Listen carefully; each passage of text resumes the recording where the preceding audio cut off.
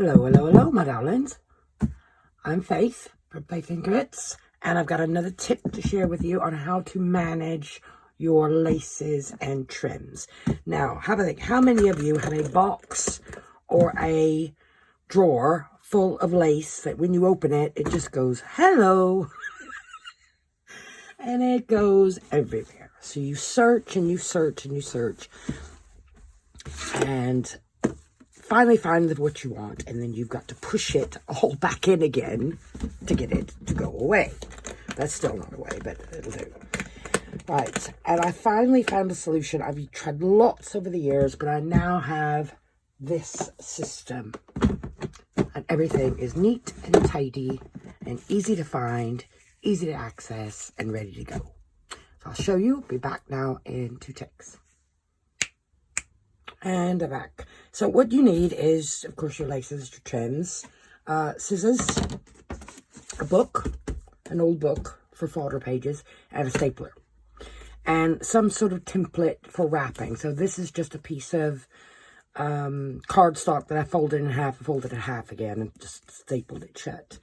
So let me show you mine here. I have, these are my larger laces. And like here are some of my tinier laces. And I'll show you the simplicity of this, really. And I didn't do this all at once.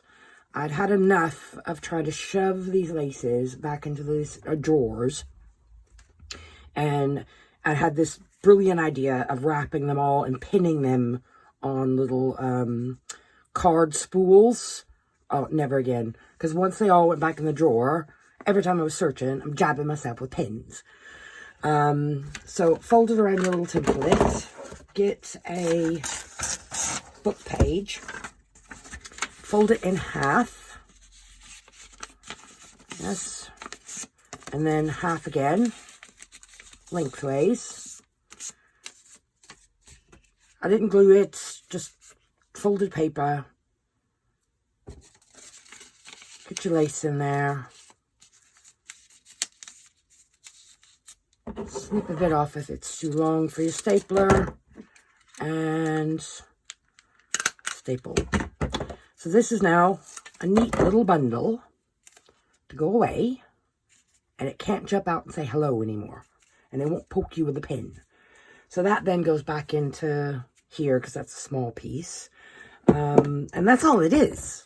And I just took all the laces and trims, I threw them in a basket with the book and a stapler and a pair of scissors, and just, if I'm sitting downstairs watching TV, I just sit and wrap them.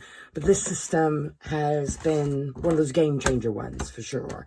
I tried large decorative spools, I tried the pins, like I said, and it was just, it never really worked. And then I'd come up with more lace and shove more in the drawers, and you know how it goes. So those are small basket. I have an IKEA Clax unit with the squares, and you can buy a shelf to go in there. And when I did my refit in January, come to find out that these clear plastic refrigerator trays that you find in the discount stores, 4 of those fit perfectly in 1 cube of my Clax. And they're see-through, bonus, so I can see what I'm digging around for. But it's not difficult to find. You know, if I'm looking for a particular color, find what I want. If I am going to use it on a particular, like a junk journal theme where I know that I'm looking for the colors and the textures, I'll take the whole bundle over to my workstation. And then whatever's left at the end of, you know, the madness of making a junk journal can be tidied back up. And I keep this little template shoved in the front of the container, so I know where it is.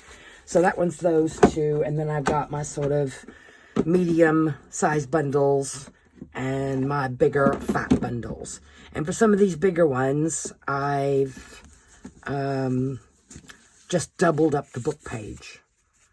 Worked out what direction I wanted the band to go to keep it tidy, and just doubled the book pages up. But simple idea. I can't believe it's taken me like years to work it out, but it's worked like a charm for me, and I hope it's useful for someone else out there as well. So that's all for me. Take care. Ta-ta.